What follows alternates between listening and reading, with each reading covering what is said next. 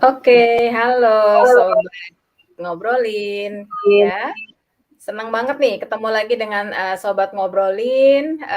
Di sesi kali ini kita mau ngobrolin tentang makanan enak Indonesia gitu ya. Makanan enak Indonesia biar hawa-hawanya nasionalisme tuh masih kebawa nih mumpung masih Agustus ya dan kita semua merayakan perayaan kemerdekaan ke-76 negeri kita tercinta Indonesia.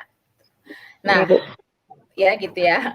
Buat sobat ngobrolin nih yang baru kenal ya, yang baru kenal, saya mau kasih tahu nih format sesi ngobrolin ini benar-benar isinya ngobrol gitu ya. Makanya dikasih nama ngobrolin dengan siapa? Dengan para tamu ngobrolin. Nah, hari ini ada 3 ya tamu ngobrolin. Nanti saya kenalin siapa-siapa aja. Nah, kembali ke format ngobrolin. Ini karena sifatnya ngobrolin, jadi nggak mungkin ngobrolinnya bersertifikat gitu ya. Jadi jangan ngarepin ada slide presentasi, kemudian ada sertifikat, apalagi ngarepin SKP, ya kayaknya salah tempat gitu ya.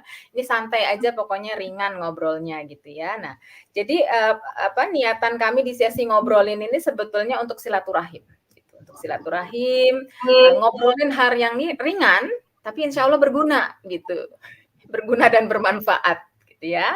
Kenapa berguna dan bermanfaat? Karena saya sebagai host, nama saya Yudi, insya Allah akan mengajak teman-teman yang memang berkiprah di bidangnya dengan bersungguh-sungguh gitu ya. Jadi insya Allah kita bisa petik inspirasi dari teman-teman sekalian. Makanya ngobrolin itu adalah versi lain dari berbagi inspirasi.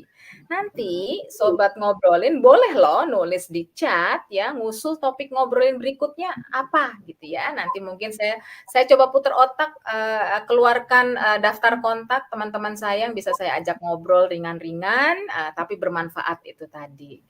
Nah, untuk yang ngobrolin sesi 2, kita ini sekarang akan ngobrol tentang makanan enak Indonesia. Nah, dengan saya sudah hadir nih ada Mbak Intan Ria Nirmala. Beliau adalah penggagas dari Gemasi Rempah. Dari baunya, dari nama gitu ya udah kecium bau-baunya, aroma rempahnya. Kita ngobrol doang loh nih padahal ya, insya Allah makanan ada di hati masing-masing dan di dapur masing-masing gitu ya. Tapi rasanya nyebutin itu sudah oke banget nih gitu ya. Nah, tamu yang kedua saya ada Adika Dibya. Nah, Adika Dibya ini title-nya adalah culinary enthusiast. Nah, itu juga teman saya banget itu. Teman saya banget. Jadi nanti kita ngobrol juga dengan Adika. Dengan jajanan-jajanan yang oke punya, dengan makanan-makanan yang oke, tempat-tempat asik misalnya gitu ya. Nanti kita kupas deh gitu. Nah, yang nggak kalah seru juga saya kedatangan teman nih, teman baru kenal tapi alhamdulillah belakangan cukup intens ya kita ngobrol-ngobrol via WhatsApp dengan Mbak Repa Ustipia gitu ya. Kita panggilnya Repa deh ya. Halo semuanya. Nah, Repa ini dari Gastro Tourism Academy. Nah, ini juga keren banget tuh namanya. Kalau udah gastro kayaknya ke arah perut ya, Repa ya. Nah, kalau udah ke arah perut, nanti udah cocok. Udah cocok gitu. Nah, itu dia. Jadi kita sudah kedatangan 3 tamu ngobrolin. Nanti kalau pengen memperkenalkan diri dengan lebih seksama, boleh juga kepada Mbak Intan, Dika dan juga Repa ya. Silahkan. Tadi perkenalannya singkat banget gitu. Ada yang mau menyampaikan dulu pesan pembukaan mungkin di sini? Salam kenal buat sobat ngobrolin. Salam kenal aja, selamat sore. Salam kenal aja ya. Oke, kalau gitu kita mulai dulu ya. Mungkin saya coba opening nih ya. Ngobrolin soal makanan tadi sudah dibuka dengan memperkenalkan jati diri gitu ya dari para pehobi yang hadir menjadi tamu ngobrolin hari ini. Kira-kira kalau kita ngobrolin makanan gitu ya, makanan enak apa sih versi masing-masing nih dari Nusantara Indonesia yang bisa diangkat nih jadi obrolan sore ini? Siapa mau mulai duluan nih? Mangga. Mungkin Mbak Intan dulu. Oh, Mbak Intan. Oke, Mangga Tan. Terakhir aja. Kalau ngobrolin makanan enak Tan, apa tuh versi masing-masing, versi Intan lah, makanan enak versi Intan. Ya, kan pada dasarnya dinamakan semua makanan enak ya Bu ya. Enak itu karena mengalami proses pengolahan dulu kan. Setelah diolah dengan panas kan katanya penampilannya akan menarik, terus menjadi aman dikonsumsi dan pastinya ya enak dimakan. Kan kebayang kalau makannya misalnya ikan mentah berdarah-darah. Waduh, sudah sakit hati, dapat bau amisnya gitu. Jadi dari bahan-bahan yang sudah diolah itu sedemikian rupa pasti enak gitu, tergantung dari siapa yang makan. Nah, kalau saya mungkin ya mewakili daerah Sulawesi Tenggara ya Bu ya, itu kan banyak sekali versi makanannya dari berbagai suku yang ada di sini. Itu sudah dari nenek moyangnya sudah turun menurun gitu, sudah ada sampai ke anak cucunya sekarang juga, bahkan sampai ke depannya pun pasti masih akan merasakan kenikmatan makanan tradisional itu sendiri. Misalnya kalau ada yang namanya sinonggi gitu ya Bu ya. Ini apa tuh saya sinonggi? Makanan tradisional ya Bu ya. Tadinya saya kan mungkin nggak enak gitu, namanya sagu asli di sini, kemudian digulung-gulung, dimakannya itu menggunakan kuah ikan atau kuah ayam ataupun kuah daging yang dimasak asli suku sini gitu Bu. Itu lengkap, ada sayuran bening. Nah itu sudah enaknya luar biasa. Tapi kan versi enaknya sekarang ini sudah ketambahan banyak ya Bu, banyak macamnya. Jadi kadang yang tradisional jadi ditinggalkan, malah dibilang sudah tidak enak lagi, gitu. Tidak enak, menuju ke makanan yang katanya lebih modern seperti sekarang ini. Itu yang dibilang enak. Padahal yang namanya makanan enak tuh banyak dan tidak harus ditinggalkan, tetap kita coba dan rasakan. Mungkin itu dari saya. Oke, nanti balik ke Intan lagi. Boleh lanjut siapa? Mau Dika atau Repa dulu? Mungkin aku mau nambahin mau nanya ke Mbak Intan. Kan tadi Mbak Intan bilang itu si nongginya itu dari kayak sagu. Berarti kayak papeda gitu Bu? Apa diolahnya beda? Iya benar, kayak papeda. Kalau di Papua namanya papeda. Terus kalau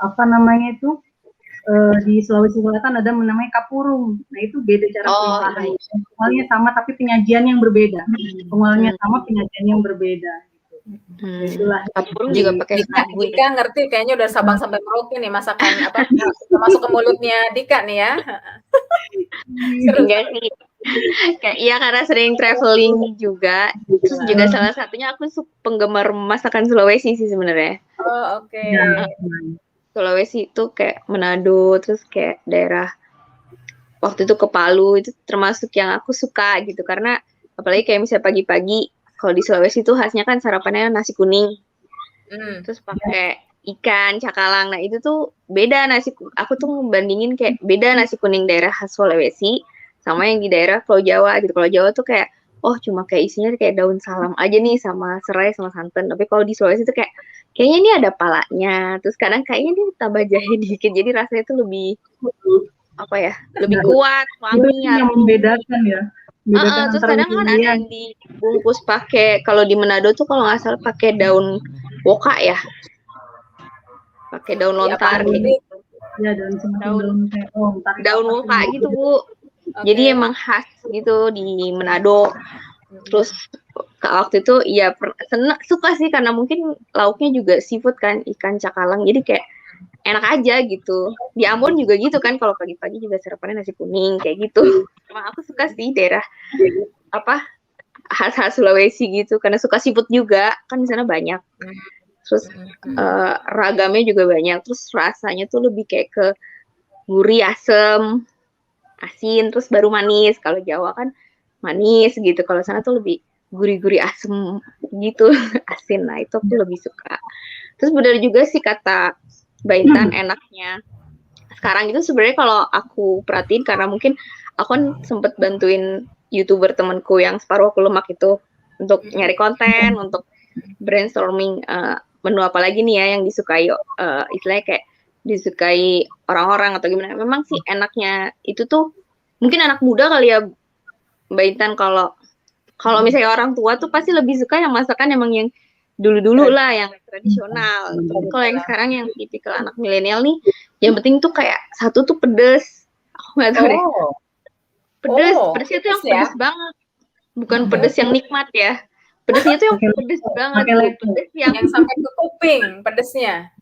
Iya, yang kadang tuh suka bingung gitu, nggak bisa dinikmatin gitu. Jadi semakin pedes terus kayak mereka tuh semakin suka kayak gitu sih. Kalau yang aku lihat enaknya mereka tuh pedes. Jadi mau masakannya apa aja yang penting tuh pedes, bagi mereka itu enak gitu. Terus sama yang lebih ke yang nggak tradisional juga sih, mungkin lebih ke sambelnya aja kalau anak-anak zaman sekarang.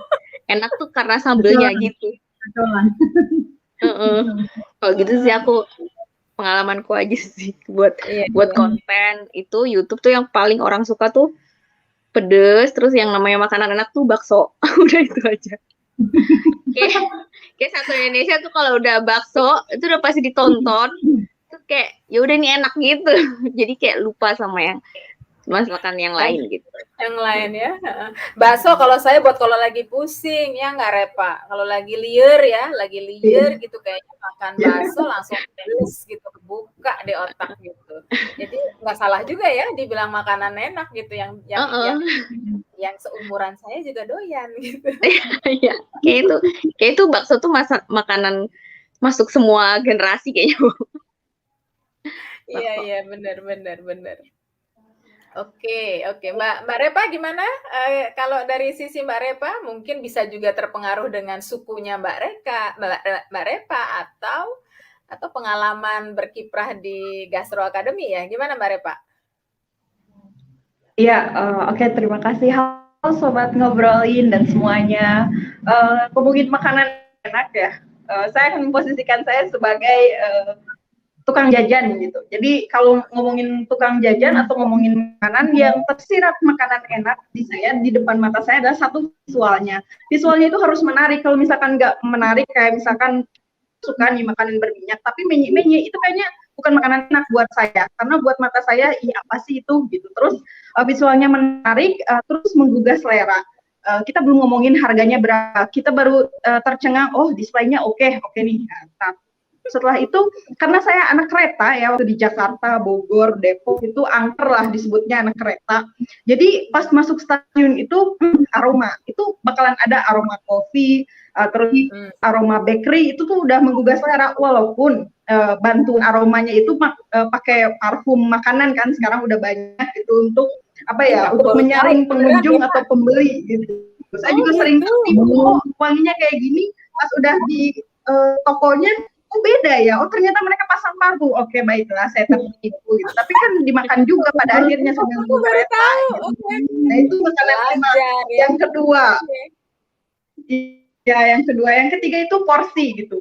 Jadi untuk saya makanan enak tidak harus banyak, tidak harus gede, tidak harus jumbo, tapi kalau orang Sunda bilang itu campernik itu ya pas gitu. Jadi pas dilihat, pas dimakan, pas juga harganya gitu. Karena kan kita juga tidak bisa mengawang-awang ya, ngomongin mulai keluar gastronomi. Istilahnya apa, Repa? Istilahnya campernik. Campernik bahasa Sunda. Campernik itu pas gitu. Ya, bahasa Sunda gitu. Jadi itu pas lah gitu. Menarik gitu.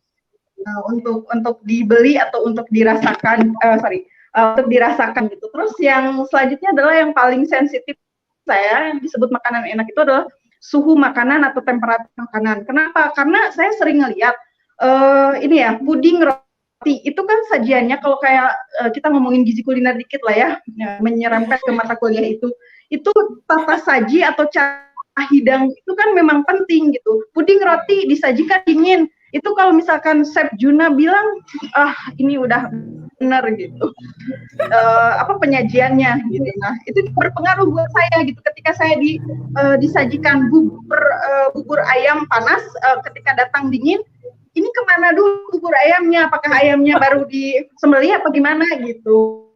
Itu juga berpengaruh pada selera makanan enak menurut saya gitu. Kalau ngomongin makanan Indonesia yang enak, saya harus keadil gitu. Kalau ngomongin satu rasa gitu, saya harus menyebutkan 3 rasa. 3 rasa. Kayak waktu Indonesia aja gitu. Waktu rasa bagian barat, rasa Indonesia bagian tengah, dan rasa Indonesia bagian timur ya. Walaupun itu cuma ada di mimpi saya gitu untuk menjelajah Indonesia, karena umur saya juga kayaknya belum bisa menjelajah itu semua gitu. Semuanya terpusat yang ada di Jakarta aja gitu, untuk melakukan apa ya, kalau kita dari gastronomi bilangnya food tasting atau icip-icip lah bahasa ininya, bahasa pertemanan gitu, bahasa sohibnya gitu, bahasa close friend lah gitu. Terus kalau ngomongin bahasa rasa ya, tiga rasa Indonesia itu yang paling mengena buat saya untuk bagian barat ya, diwakili oleh Sumatera boleh, nggak apa-apa tuh. Ini rendang gitu. Rendang juga banyak gitu. Terus sambal yang paling bikin saya bergidik tapi pengen lagi gitu, itu andaliman, karena itu kan dari Medan ya, itunya cabenya orang-orang Batak tuh mantap kali lah itu gitu. Bagi lagi boleh, boleh dikirimi lagi lah kalau andaliman.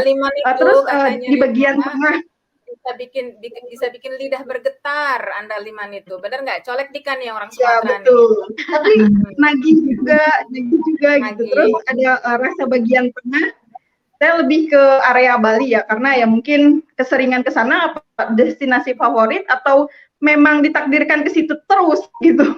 Jadi ayam betutu itu kalau misalkan beli di restoran yang di Jakarta itu beda lah gitu, karena mungkin rempah-rempahnya dan si beli-belinya itu yang ngolahnya itu beda gitu. Tapi kalau misalkan di Bali itu ayam betutunya itu enak gitu, enaknya tuh ya enak kayak menemukan ini dia nih gitu. Nah itu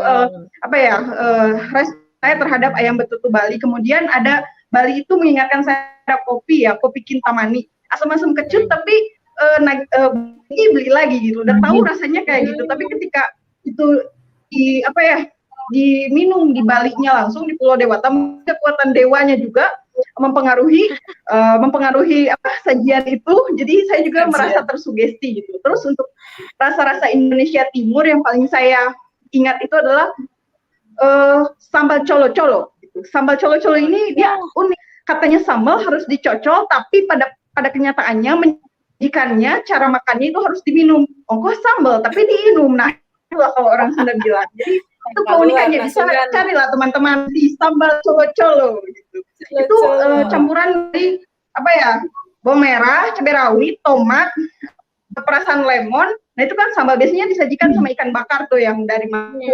Di sini ada beta Maluku kah? Halo gitu. Nanti buat ya sambal colo-colo gitu. Nah, sambal colo-colo juga menjadi sambal yang enak juga gitu. Menurut saya makanan yang bisa rasanya Indonesia tuh seperti itu gitu. Jadi kita tidak bisa bilang rasa Indonesia gimana sih? Mau daerah apa gitu yang diekspornya. Jadi ya itulah, kalau makanya Indonesia ada namanya gastronomi Nusantara, memang menyatukan rasa-rasa dari Sabang sampai Merauke gitu. Makanya seperti itu. Mungkin itu saja dari saya tentang makanan enak menurut saya pribadi, sama makanan enak Indonesia gitu. Jadi lapar ya. Ya, menarik ya Repa ya. Ada yang pada mau komen nggak? Nih sebentar saya baca chat ya. Ada yang menarik nih Mbak. Mungkin ini Mbak ya, Mbak Novia mungkin dipanggilnya gitu ya, Mbak Novia Putri gitu. Wah, Repanya kayaknya ini nih, ada gangguan sinyal. Mbak Novia Putri itu tadi sempat komen tuh, yes, emang paling enak makanan Indonesia itu bakso. Dan ada dannya nih, dan rendang. Ada yang mau komen rendang nggak? Mungkin Dika deh mewakili suku bangsa yang keempat. Gimana Dika? Kalau ya rendang sih sebenarnya juga udah dinobatin ini ya, terenak versi CNN ya Bu ya. Iya, betul. Ya.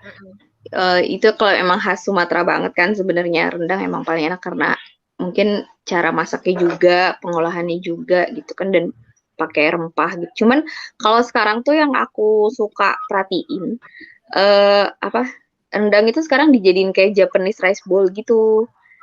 Jadi kan kalau kita kan pemikirannya kalau makan Padang itu harus pakai tangan, terus pakai pakai tangan lah biar lebih menjiwai rasanya gitu, lebih kayak kalau nggak pakai tangan kayaknya nggak makan nasi Padang gitu, nggak makan rendang gitu kan. Nah sekarang itu kayaknya aku nggak tahu, kayaknya ada mungkin pergeseran untuk mau menyasar ke anak remaja, jadi atau ke anak muda gitu biar lebih instan. Jadi suka lihat tuh kayak udah mulai dijual lewat Japanese gitu, Japanese bowl gitu. Jadi kayak rice bowl tapi itunya tuh rendang gitu. Terus selain itu juga ada juga sih kalau nggak salah Jakarta pernah lihat juga kayak dia dibuat kayak kebab. Oke. kebab, Ya.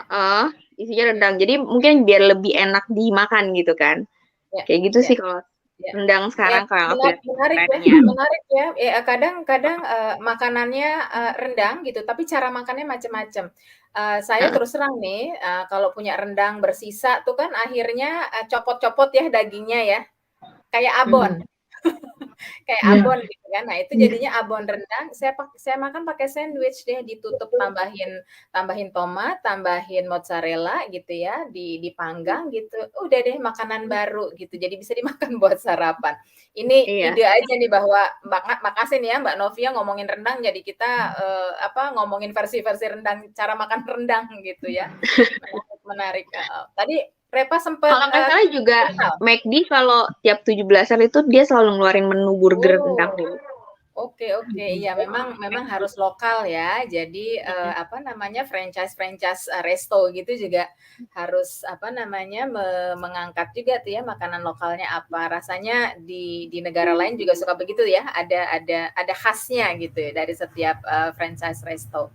Ini ada dua yang ngechat juga, ada Mas Aji sama Fitia nih mirip-mirip gitu ya. Katanya nih lidah orang Indonesia tuh bisa menikmati semua masakan Nusantara nggak sih gitu? Ada tipsnya nggak? Nah, kebetulan Ajis ngaku nih katanya, saya ini orang Jawa tapi kok kemana-mana nyarinya penyetan katanya gitu.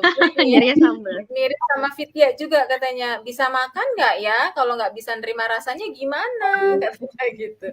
Ada yang bisa komen nggak? Mungkin Intan. Tahu saya Intan tuh sebetulnya secara suku bangsa orang Jawa ya Tan ya. Menikah dengan pria Kendari atau pria Sulawesi secara umum. Si Abang Ya, orang mana? Kota Kendari. Orang Kendari asli. Nah, Intan akhirnya logatnya pun jadi kayak logat-logat orang Sulawesi nih. Tan, coba ceritakan ada tips nggak Tan buat teman-teman yang kayak buat teman-teman yang kayak Ajis kayak Fitia gini ada struggle ya dengan lidah yang udah biasa begini gitu. Terus kira-kira bisa nggak sih lidah diajarin atau gimana gitu? Boleh Tan? Nanti yang lain boleh silahkan nyaut juga ya kalau mau contribute. Silakan Tan. Sebenarnya kan makan itu bagian dari survive ya Bu ya, mempertahankan hidup. Jadi bisa terbiasa dengan makanan orang lain. Biasanya sih harus ke sana dulu gitu ya, mencicipi gitu kan. Kalau udah mencicipi, dirasa enak, pasti akan keterusan dan mencari kayak Mbak Repa bilang gitu kan. Tapi kalau memang hanya sekedar selingan gitu ya, nggak akan tumbuh di hati gitu kan. Apalagi kalau dimakannya sering, jadi kebiasaan. Nah itu kan termasuk perilaku juga. Kalau perilaku sering dilakukan ya pasti suka gitu. Caranya yang pertama harus bisa menikmati gitu kan. Apa yang ada di depan kita, makanan apapun dirasa enak, itu tadi kembali ke pengolahannya. Kalau tadi dibilang misalnya kayak di Sulawesi ya, ada sinonggi gitu ya Bu ya, sinonggi, ternyata ikannya masih amis. Nah, ketika Mas Aziz datang ke Sulawesi dapat pengolahan yang seperti itu kan nggak cinta lagi sama sinonggi. Jadi kesan pertama ya. Kesan pertama ya. Jadi kalau kalau misalnya Mas Aziz mau ngulang lagi makan karena nggak ada lagi, itu kan terpaksa gitu. Akhirnya dia juga mau nggak mau rasa amis dan enak tetap kemakan gitu kan. Jadi tadi itu gimana caranya bisa, kan masih nanyanya gimana caranya bisa menikmati gitu kan. Nah ya intinya masakan yang enak itu akan pasti melekat di hati gitu dan bisa menikmati dan bisa sudah terbiasa dengan beragam makanan gitu sejak kecil, sudah terpola dengan beragam makanan, pasti akan menerima makanan apapun. Contohnya saya kan punya pengalaman begitu ya Bu ya, terbiasa saya kan orang Jawa Timur, lama menetap di Bogor, di Jakarta yang sudah lebih heterogen lagi. Nah, kemudian ditempatkan di Sulawesi Tenggara yang makanannya memang jauh dari rasa manis ke asin. Awalnya nggak terima, tapi karena ada perjuangan semacam saya harus survive di sini, makanan apapun saya harus bisa rasakan. Jadi mencoba untuk beradaptasi, kemudian mencoba mengadopsi pola orang sini. Akhirnya ya sudah semakin cinta karena selama ini ya selalu mendapatkan makanan yang enak dalam pengolahannya dan tepat gitu, nggak pernah kecewa. Jadi akhirnya sampai sekarang bisa merasakan yang enak-enak. Nah, itu. Mungkin itu pengalaman saya Bu untuk bagaimana sih cara bisa menikmati. Ya. Makasih. Yang lain boleh? Ada yang mau nambahin? Mungkin pengalaman aku kali ya Bu waktu dulu kuliah. Karena aku besarnya di Jakarta, jadi memang udah heterogen, udah nyobain rasa. Maksudnya makanan tuh banyak. Terus pas waktu kuliah sih, waktu itu di Jogja di UGM. Itu kejadian sih sama aku. Kan apalagi di Jogja tuh manisnya super manis kan. Dari yang Kolak ya. Jakarta. Yang Jakarta heterogen lebih banyak gurih ya, kayak gurih-gurih gitu. Terus langsung ke Jogja manis banget. Wah itu sempet struggling loh aku kayak tiap tahun tipes sih.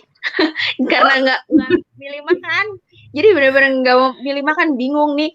Beli nasi Padang pasti manis, beli ini manis. Tapi akhirnya aku tahun keberapa ya? Pokoknya 2 tahun pertama tuh aku tiap tahun tipes. Terus tahun 3-4 aku mulai adjust nih, mulai menyesuaikan. Aku menemukan sambal sih. Jadi sambal tuh penyelamat banget, dan ternyata kan Jogja juga terkenal dengan masakan penyetan, tapi ada yang memang sambalnya tuh sambal banget gitu kan.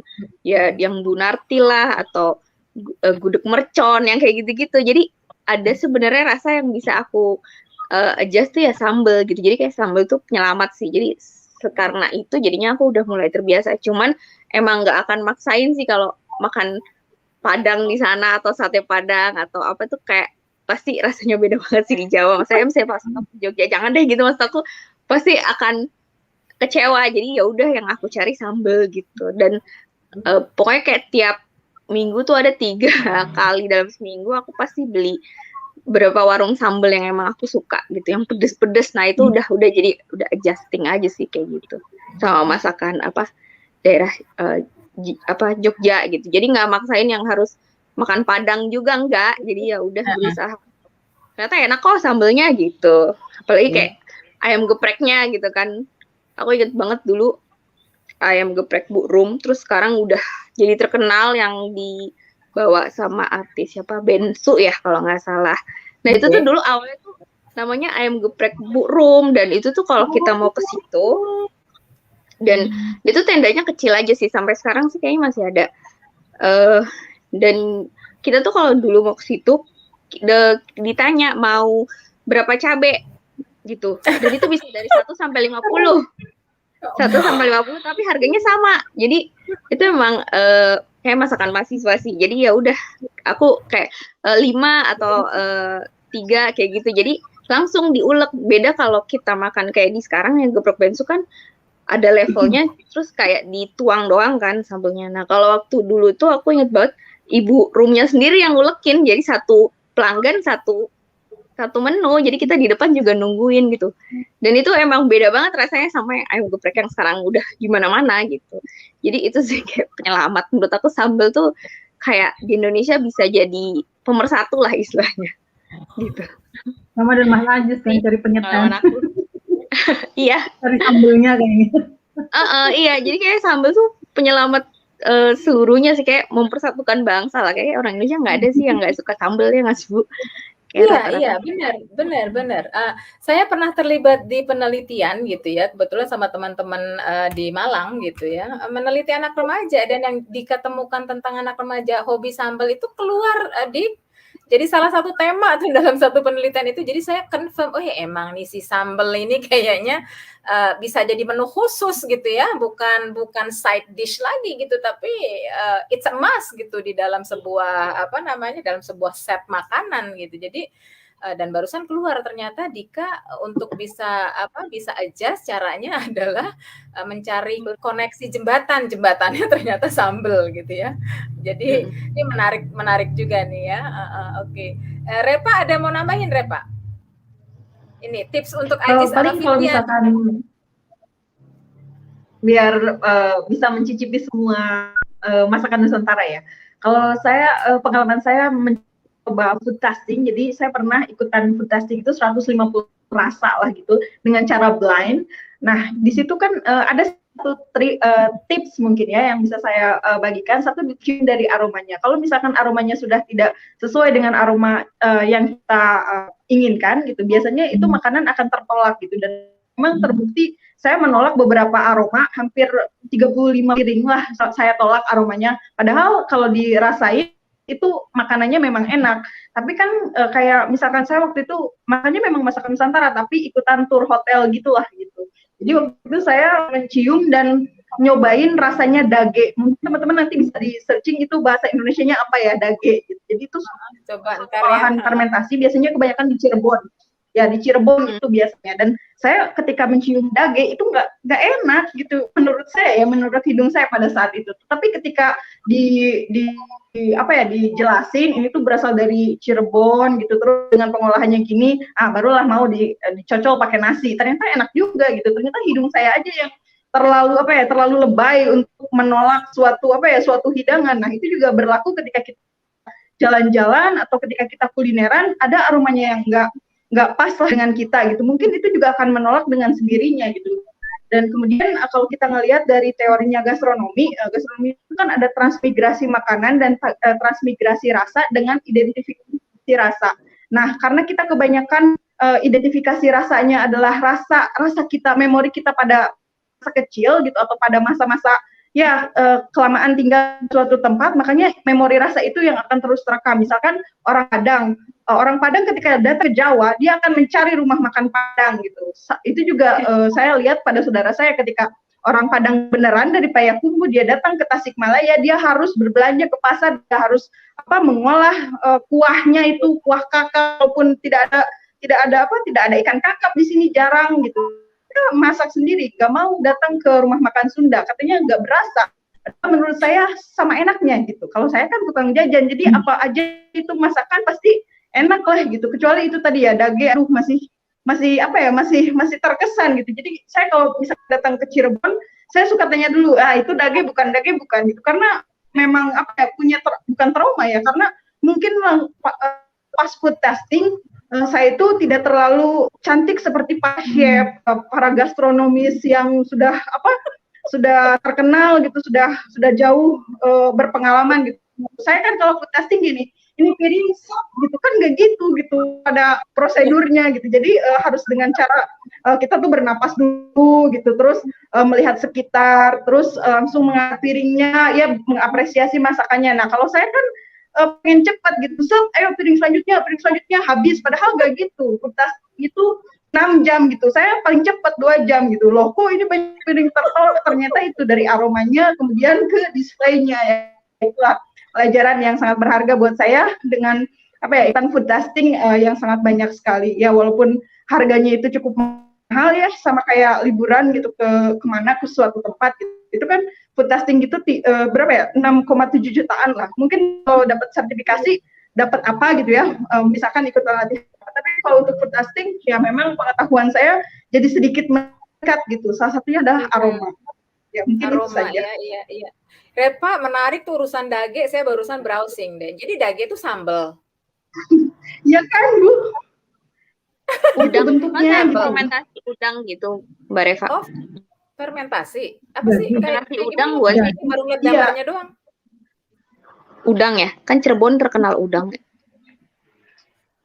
Ya, dia jadi kayak mendekati tempe gitu ya, mendekati ya bahan-bahan semacam serealia gitu lah, tapi disatuin dengan hasil fermentasinya itu yang bikin negak menyentuh ke hidung saya gitu. Jadi saya tidak mau mempelajari lebih tentang hal itu. Pas lihat dage, oke lah, dage masuk list makanan yang saya tanya-tanya dulu nih kalau misalkan olahan itu dari dage gitu. Dage. Padahal itu makanan tradisional favorit masyarakat tersebut gitu, tapi kan tidak boleh seperti itu. Kalau misalkan kajian budaya kan kita harus mengapresiasi semua bentuk olahan Nusantara, olahan legendaris gitu.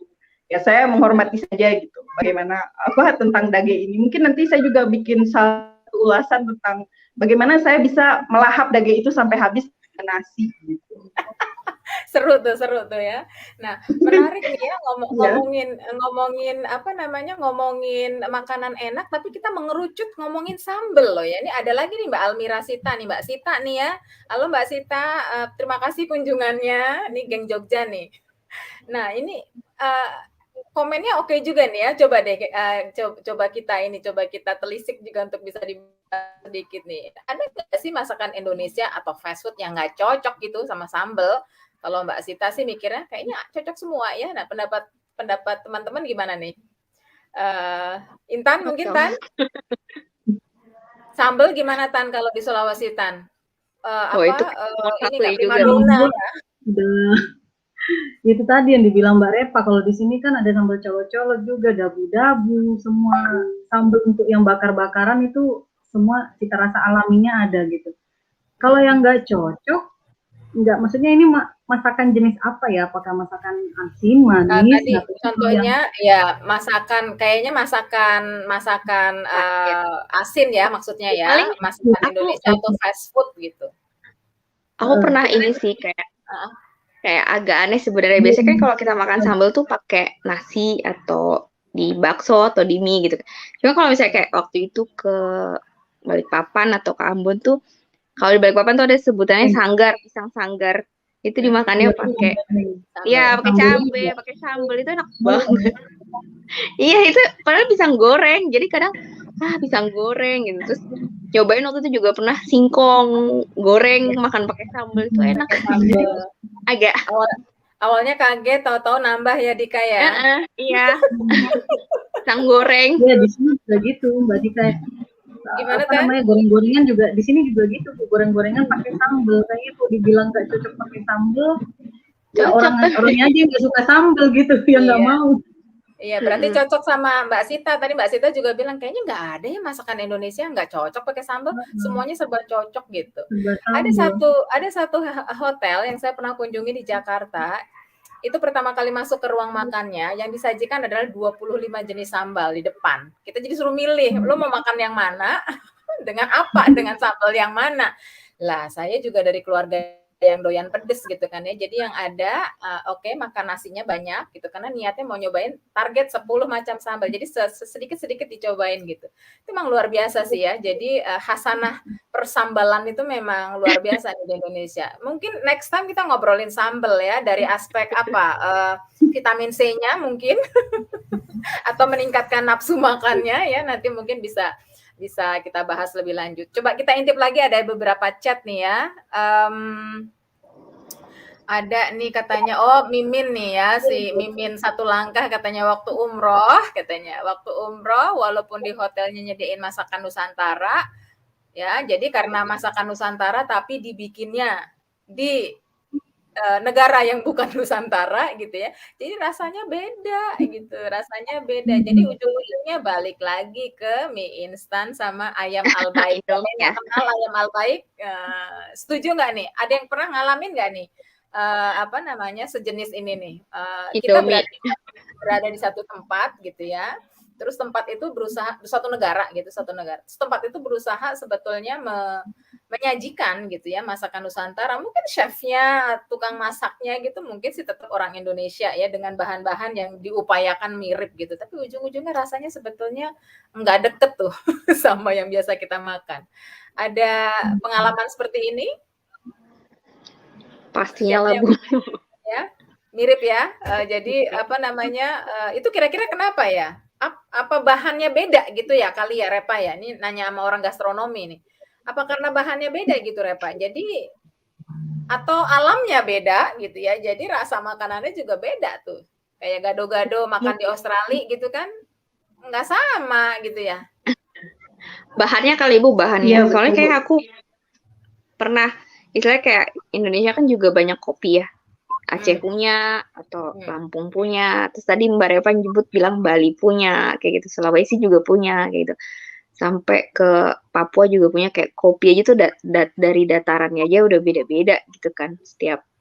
Jadi menurut aku juga bisa jadi ada perbedaan juga di luar cara mereka ngembangin rempahnya sama di sini tuh juga beda. Jadi itu yang bikin beda sih.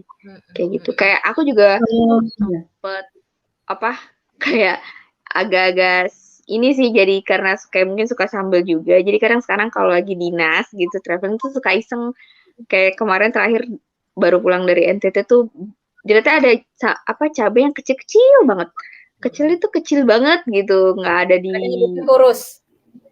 Kecil terus tapi warna-warni gitu. Nah, itu pedes banget. Nah, itu jadi beda terus sama juga bawa, aku juga beli bawang putihnya sama bawang merahnya, terus dibandingin sama yang beli di Jakarta gitu sama Mama tuh kayak beda banget gitu rasa yang dikeluarin. Jadi aku nggak ngerti nih, ini emang datarannya aja beda apa gimana ya, ternyata beda ya gitu loh. Rempah yang dari pulau aslinya sama yang dari di pasar Jakarta. Mungkin kalau di Jakarta banyaknya dari daerah yang deket-deket kali ya gitu. Jadi mungkin perbedaan itu sih Bu, cara tanam dan dataran. Menurut saya mungkin perbedaannya perbedaannya mungkin yang pertama itu rempahnya. Memang mungkin nggak selengkap dengan resep pertama ya Bu ya, resep aslinya gitu. Sebagai orang Indonesia mungkin resepnya harus 10, nyampe di Arab jadi tinggal 5 atau tinggal 7. Nah, itu sudah berbeda rasa. Nah, yang kedua bisa jadi itu tadi adaptasi rasa atau cita rasa dengan masyarakat setempat gitu kan. Jadi chefnya kan udah beda, chefnya orang Arab, nggak terlalu familiar dengan masakan Indonesia. Jadi ketika dia mengicip juga ya rasa orang Arab gitu kan.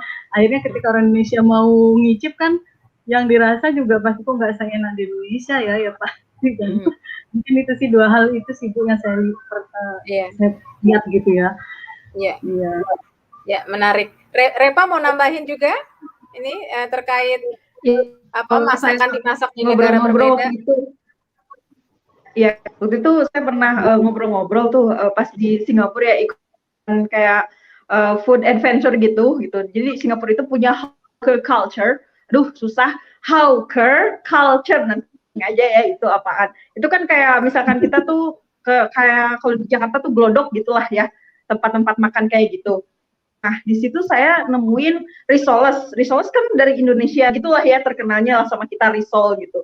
Pas saya tanyain kok ini yang jualan itu adalah TKI gitu, TKI. Jadi pasti orang Indonesia. Terus pas saya cobain kok rasanya itu seperti seperti kayak lumpia basah, bukan jadi kayak risol. Ternyata yang saya amati, kenapa rasanya bisa berbeda, satu dari komoditasnya, ya tentu saja itu harus dilihat dari mana asalnya pasarnya kan. Kalau misalkan dari pasar glodok ya pasti kayak gitu rasanya gitu. Kalau dari pasar Singapura mereka kan importnya itu dari mana aja gitu, ada yang dari Malaysia, ada yang dari Brunei, bahkan ada yang dari New Zealand yang langsung ke Singapura. Nah, seperti itu.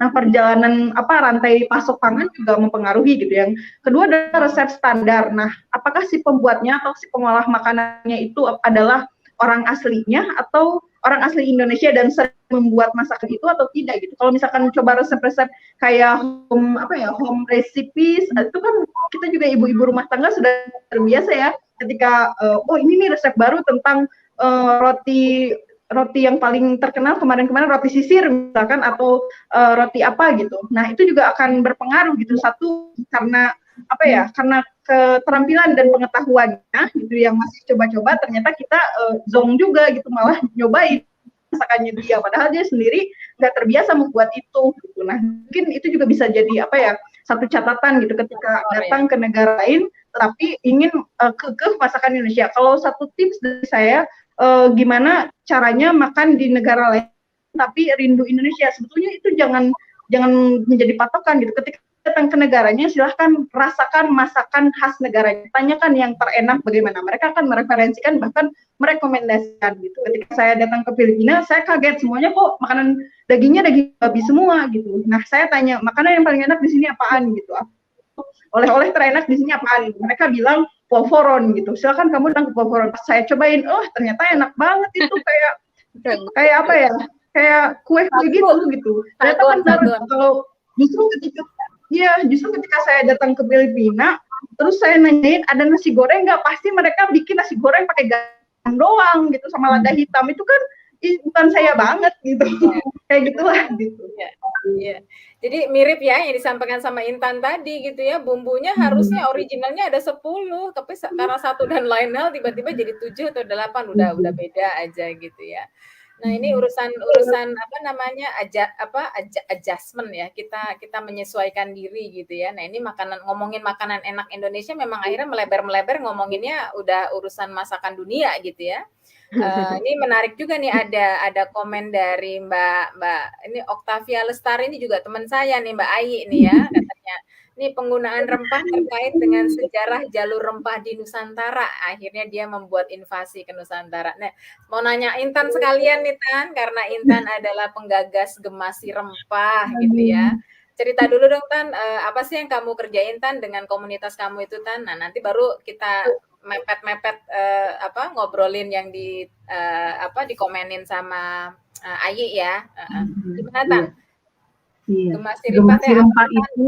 Gemasi rempah itu kan sebenarnya tergagas gitu ya Bu ya.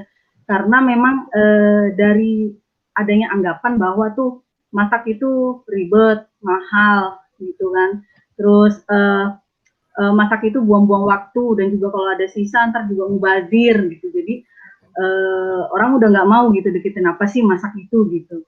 Nah akhirnya dari kegiatan Gemasi Rempah ini coba dibuat satu kegiatan yang diawali dengan mengeksplorasi, karena memang belum ada data kan gimana sih keterampilan memasak ibu-ibu ini di Indonesia, nah khususnya di Sulawesi Tenggara dulu, di Kota Kendari. Nah misalnya di situ, nah itu ditujukan bagi ibu yang punya anak usia 2-5 tahun, di mana punya karakteristik yang suka pilih-pilih makanan dan dari golongan ekonomi menengah ke bawah. Nah gitu.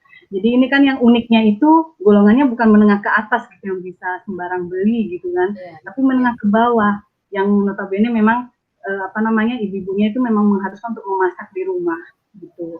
Jadi memang dari hasil eksplorasi itu ternyata memang ibu itu sebenarnya yakin bisa memasak gitu kan, yakin bisa memasak, kemudian juga punya keinginan, punya niat juga memasak, tapi kendalanya memang satu, karena golongan menengah ke bawah, jadi dari sisi ekonomi gitu. Jadi nggak bisa membeli bahan-bahan makanan yang ada itu ya yang diolah gitu kan, diolah sedemikian rupa, tapi hasilnya ya gitu-gitu aja, akhirnya nggak beragam.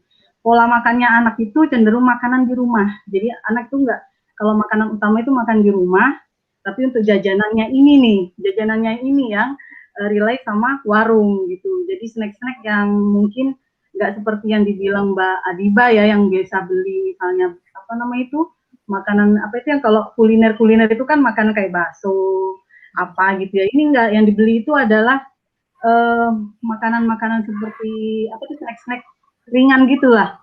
Itu tipikalnya seperti itu. Jadi kayak di sini akan mulai dari hasil eksplorasi itu nanti akan digagas gitu, seperti apa sih untuk bisa ibu-ibunya akan kita literasi sedemikian rupa sehingga bisa mengubah gimana ya kebiasaan makan si anak itu menjadi lebih baik lagi gitu. Nah namanya sih unik, Gemasi Rempah. Kebetulan memang masak itu kan identik sama yang namanya penggunaan rempah-rempah ya. Padahal ada kepanjangannya, itu adalah gerakan kembali memasak makanan bergizi di dapur, enak, hemat, lahap, anak pun sehat gitu. Jadi Gemasi Rempah. Kebetulan memang dari rempah-rempah itu. Memang kekuatannya itu adalah di rempah, karena di sini kalau dilihat rempah-rempahnya itu sederhana sekali gitu. Yang digunakan itu hanya garam, gula, bawang merah, bawang putih gitu, sedikit merica, kemudian juga herb spices seperti serai, daun salam gitu, yang semuanya mungkin seluruh Nusantara itu ada. Dan bedanya mungkin dengan wilayah lain sini lebih simpel gitu. Cuma sekarang permasalahannya ketika berbicara untuk menyediakan makanan dengan anak, apakah pengolahannya itu sudah benar gitu, kemudian penyajiannya kepada anak itu sudah menarik gitu. Karena selama ini ketika ditanya gimana porsi makan si anak, itu yang harusnya dibagi seperti satu piring kan dibagi 3 gitu ya, jadi sepertiga begitu.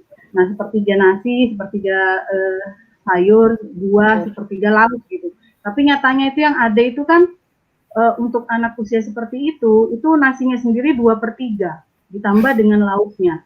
Sayurannya paling kuah sama kuahnya saja, atau mungkin seimprit aja gitu, sedikit itu sayuran, itu kan jadi masalah ya, jadi masalah anak gitu. Jadi ya kami mencoba untuk nanti apa bisa mengembalikan ibu-ibu ini benar-benar mempunyai keterampilan yang bagus, karena memang kenyataannya ibu-ibu itu kalau makanan utama memang sudah sering masak di rumah, tapi kalau jajan nggak pernah masak, sekali menggoreng gitu, nggak terlalu bervariasi ya, mungkin karena memang tadi itu ya anggarannya itu sekitar 20.000, 30.000 sampai dengan 50.000 itu bukan hanya untuk anak, tapi juga untuk seluruh anggota keluarga gitu. Mungkin untuk menengah ke bawah gitu kan. Nah itu jadi tantangan tersendiri gitu bagi kami, memang untuk memikir kayak gimana sih ini wujudnya nanti gitu, bikin menu dengan rempah-rempah yang ada tapi bisa diasup dengan anak itu dengan benar gitu.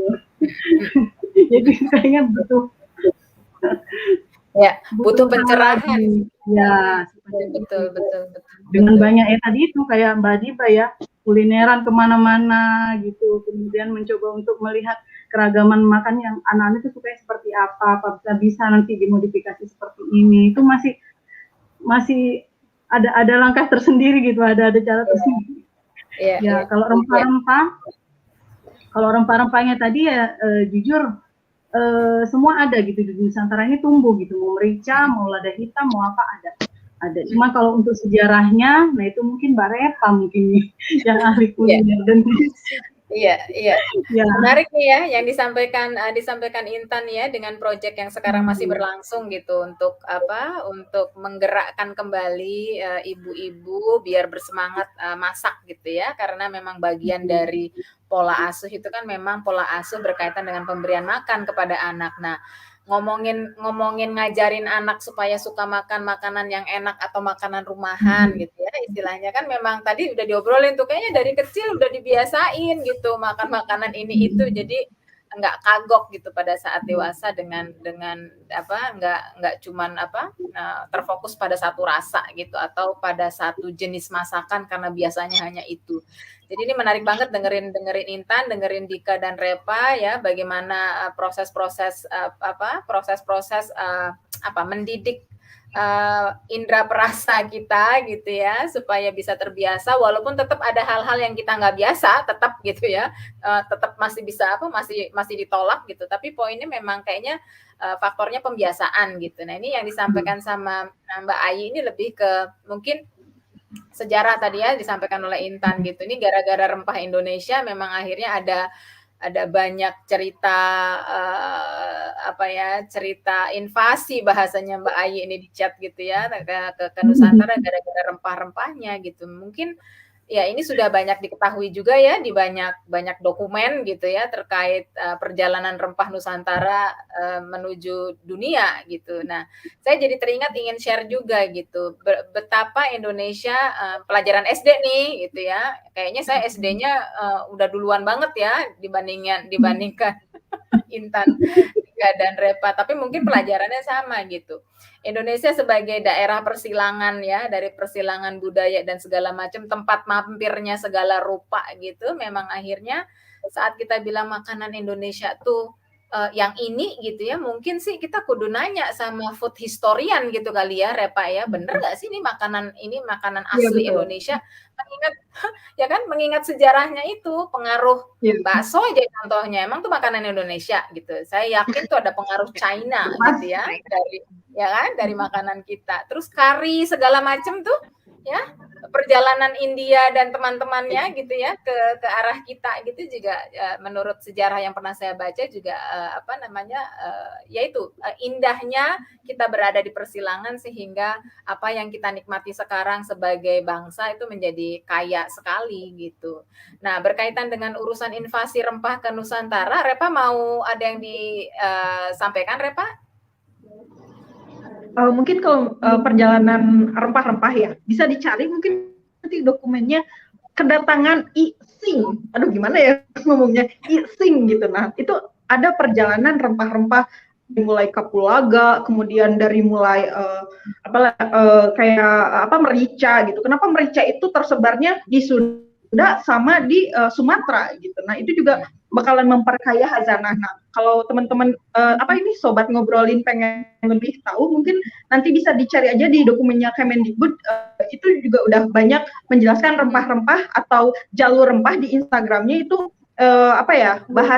bahasa yang mudah dipahami lah dan bahasa yang mudah dimengerti tentang jalur rempah ini, karena ada bagian tersendiri yaitu sejarawan pangan, kemudian ada sejarawan etnopangan yang bisa menjelaskan itu. Bahkan yang ingin lengkap sekali datangi saja ke berbagai museum gitu. Kalau museum yang banyak dokumen rempahnya itu ada di Bogor, kemudian ada di Jakarta Utara. Itu ada museum maritim ya. Di Museum Maritim itu ada koleksi rempah-rempah. Silahkan datang saja, itu apa ya sudah apa ya sudah tematik gitu, jadi juga bisa menikmati nggak serem lagi gitu museum sekarang, karena itu kan museum di hati kalau sekarang itu jargonnya museum gitu.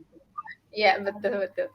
Menarik ya, Repa. Nah, Repa sekalian nih nyambung ya. Pengen tahu juga dong, Repa, sebetulnya Gastro Tourism Academy itu apa sih, Repa? Gitu. Kegiatannya apa saja? Orang-orangnya siapa? Gitu. Kalau kita pengen kenal lebih lanjut, gimana caranya? Gitu. Gimana, Repa? Oke.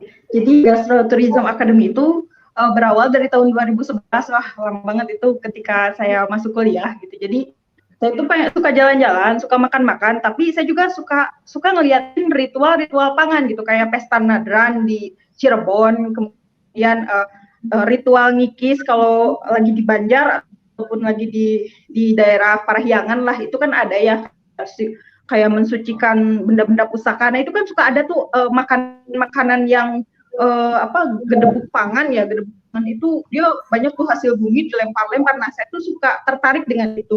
Dan saya juga menemukan kata gastronomi itu ada budayanya gitu. Jadi selama tahun 2011 ke 2016 mah udah biasa aja, nggak ada kegiatan apapun. Nah, dari 2016 saya mengenal lebih banyak gastronomi itu ketika di Jakarta gitu. Jadi kenalan dengan berbagai ekspatriat dan teman-teman researchers, mungkin ya mereka profesor, tapi kan kalau ketika datang ngambil paket jalan-jalan kuliner, mereka tidak akan memperkenalkan sebagai profesor, tapi mereka ya cukup sebagai penikmat rasa saja gitu. Nah, saya juga mendapatkan beberapa kesempatan untuk di branding. Jadi Gastro Tourism Academy ini sekarang itu posisinya pivoting dari daerah Jakarta ke daerah Tasikmalaya. Kenapa pivoting? Ya satu karena pandemi, gitu. Udah nggak ada turisnya lagi gitu. Jadi susah sekali. Nah, kita beralih ke ekogastronomi. Ekogastronomi ini jadi mengembalikan lagi sistem pangan. Jadi ketika kita ngomongin rebus ubi, kamu tahu nggak ubi itu berapa lama dipanennya? Gimana cara menanamnya? Terus kalau misalkan nggak ada umbinya itu kenapa? Nah, jadi lebih ke sustainable agriculture sama sustainable gastronominya gitu. Terus ngomongin Gastro Tourism Academy, bisa dilihat dokumentasinya di Instagramnya. Waduh, apaan ya Instagramnya? @gastrotourism_academy gitu. Nah, itu juga branding tahun 2019 sama UNESCO. Kok bisa di branding? Pertanyaannya kayak gitu. Jadi saya ikutan Young Enterprise bisnis itu yang diadakan oleh UNESCO. Jadi diseleksi. Nah, terus lulus tuh ceritanya, bukan ceritanya tapi hoki aja gitu.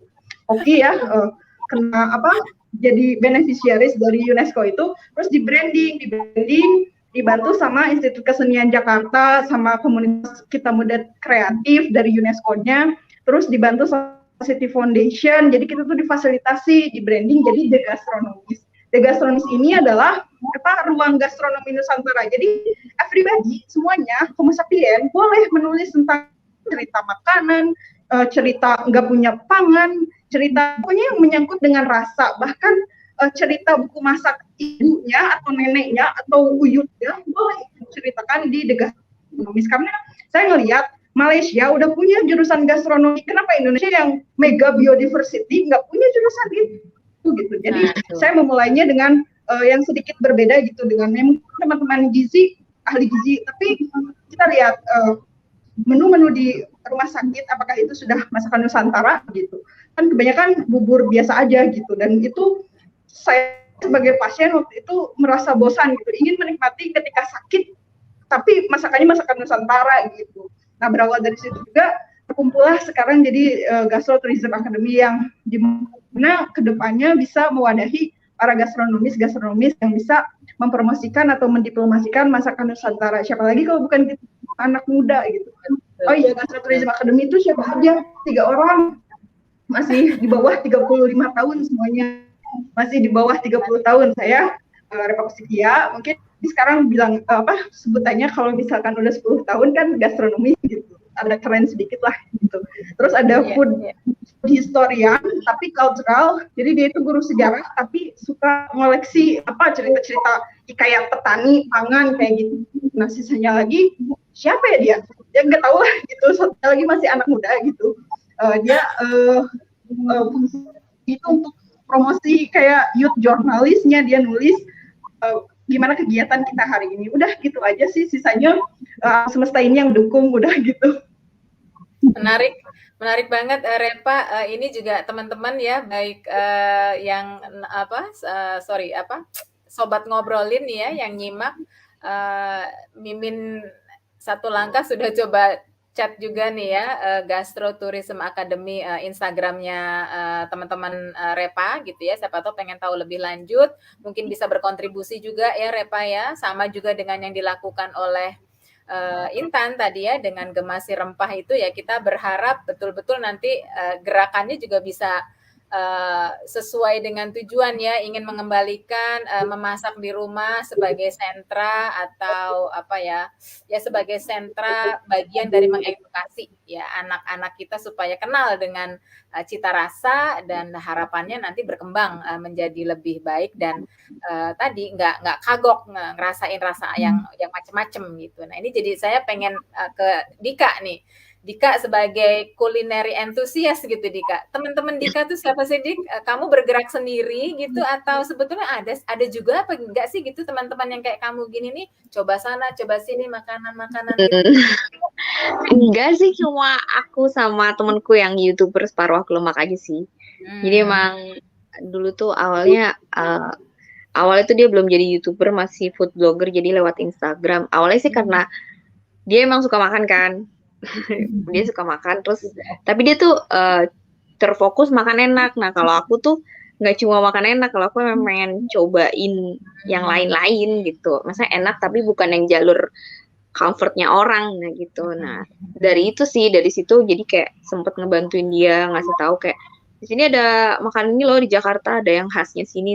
Nah dari situ dia kayak ngebentuk dia sih, nge-branding dia, jadi sampai sekarang dia jadi YouTuber. Ya itu sih ada, maksudnya kayak ya aku lebih ke advisernya juga sih, nggak lebih kayak mikirin kontennya abis ini nyari makan apa lagi ya, gini apa lagi ya, kayak gitu sih, nyobain kalau kita traveling nyari konten gitu kan. Nah itu selalu kita at least nyobain 1-2 yang emang makanan bukan yang terkenal enak sih, kayak emang yang udah kayak lokal banget lah di situ gitu, yang yang lokal terkenalnya itu apa ya di daerah sini gitu, kayak gitu sih, paling kayak gitu aja sih Bu. Cara tahu makanannya, makanan yang istilahnya recommended gitu ya di daerah situ, itu Dika sama teman-teman ngeceknya gimana, Dik?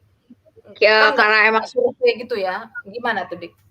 Kalau paling sekarang kan karena internet ya. Kalau dulu sih zaman-zaman yang masih masih yang belum ada YouTube banget. Dia kalau nggak salah mulainya 2014 deh di Instagram, si Separuh Aku Lemak itu. Nah itu kita nyarinya tuh ini, dulu masih ada main Twitter, terus kita nyari baca-baca di majalah atau baca-baca di berita. Kalau sekarang karena udah masif, jadi udah lebih terbuka, kita bisa nanya ke local people di YouTube atau di komen, misalnya di komen atau di Instagram atau di story, kita ngasih tahu mau ke kota ini nih, rekomendasi makanan yang khasnya apa gitu. Nah itu ntar mereka yang ngasih tahu kayak gitu. Atau enggak kita Google, kalau Google kita cek reviewnya kayak gitu, atau cek artikel kayak gitu sih. Gitu aja sih Bu. Cuman menarik aku ya, paling gimana? Ya Dika lanjut. Enggak, tadi tuh aku nanya ke Mbak Reva yang soal UNESCO. Jadi tadi kepikiran aja sih kayak sebenarnya kalau di Indonesia sendiri Mbak, di UNESCO tuh ada nggak sih makanan kita yang emang udah terdaftar di UNESCO gitu? Nah itu yang menjadi bahasan sekarang gitu. Jadi itu tempe kan ya, banyak pengajuan tempe, tapi dari petani. Tahu aku tempe itu kalau nggak salah udah diajuin Jepang sama Amerika deh. Patennya ya, aku nggak tahu. Tapi kalau kita melihat dari perkumpulan para petani tempe, nah itu tuh jadi dilema juga. Tempe itu memang olahannya ada kan di history. Kalau nggak salah ada satu buku yang membahas tentang tempe. Nah biasanya itu di dalamnya ada Ibu Winarno kalau nggak salah. Nah menceritakan tentang tempe itu gitu. Tempe itu juga dilema ketika ingin disebut makanan khas Nusantara, memang ada gitu khas Nusantara. Tapi ketika sekarang dilemanya adalah bahan baku tempenya itu sendiri kan yang disebut makanan tradisional, makanan khas Nusantara, semuanya itu berasal dari kita, tanah Indonesia, walaupun itu melalui beberapa transmigrasi, tapi bukan diolahnya itu, oh ini nih tempe khas Nusantara, ketika datang kan bahan bakunya dari luar, itu sudah kalau menurut ya keilmuan gastronomi atau keilmuan food system atau kekhasan sebuah makanan atau pangan, itu udah bukan lagi nasional gitu. Karena setiap etnis di Indonesia itu dia punya resep-resep turun-temurun. Kalau orang Sunda bilang resep karuhun, jadi nggak bisa diganti komoditasnya sama yang lain gitu. Jadi itu kan udah ada aturan bakunya lah, kita menghormati kearifan lokal juga gitu. Seperti itu. Mungkin karena saya bukan penggemar tempe ya, saya hanya suka tempe aja gitu. Jadi kurang mendukung juga untuk tempenya gitu. Karena kan bahan bakunya, tapi mungkin ada dari daerah lain yang lebih Indonesia banget nih, misalkan makanan lain gitu yang memang dari tanah itu kemudian diolah sama orang situ dan memang sudah beberapa waktu lamanya itu kan sudah lama lah, lebih dari 100 tahun atau 200 tahun atau 50 tahun dan ada bukti tertulisnya. Mereka kan Indonesia itu jarang menulis gitu, jadi kita tidak punya jejak historis sebuah dokumentasi. Nah itu juga menjadi bahan renungan juga. Jadi kalau ada apa-apa tulis aja gitu. Walaupun itu resep yang sederhana, misalkan nasi goreng ala Bu Judi, nasi, kemudian ada bumbu rahasia Bu Judi. Nah itu ditulisin, siapa tahu kan bisa diturunkan ke anaknya, ke saudaranya, ini loh nasi goreng khas Bu Judi. Betul. Itu juga kan untuk 100 tahun lagi ya Bu Judi bisa jadi makan legendaris. Betul. Ya. Menarik ya, menarik nih dari yang dilakukan Intan, yang dilakukan Repa, kemudian juga yang dilakukan Dika, semuanya itu sebetulnya mengerucut gitu ya ke urusan bagaimana sih sebetulnya kita bisa antara menggalakkan makan makanan Indonesia tapi juga jangan kekeh banget gitu ya. Di satu sisi juga kita diharapkan untuk bisa menjelajah gitu supaya tadi survival yang disebutkan Intan bisa menjadi poin makan itu sebetulnya untuk survive gitu ya, bukan kita makan terus-terusan gitu ya, tapi untuk survive gitu. Nah, ini karena waktu padahal sih pengen ngobrol babak selanjutnya gitu ya. Nanti mungkin kita cari topik-topik lain gitu ya untuk bisa ngobrol lagi. Nah ini teman-teman sobat ngobrolin, jangan lupa like YouTube-nya dan juga subscribe gitu. Jadi nanti kalau memang program ini menarik untuk menjadi silaturahim, ngobrol ringan tapi bermanfaat buat teman-teman yang lain. Nah, kita akan teruskan untuk ada sesi-sesi berikutnya gitu ya. Nah, ini cuman saya barusan dapat chat nih dari teman, katanya, "Sorry ya, gue leave dulu karena gue mau nonton MasterChef." Saya kebetulan juga salah satu penggemar MasterChef tapi yang Australia gitu ya. Saya teringat ada salah satu season gitu ya, season 9 kalau nggak salah. Itu ada salah satu kontestannya yang orang Belanda, namanya Ben.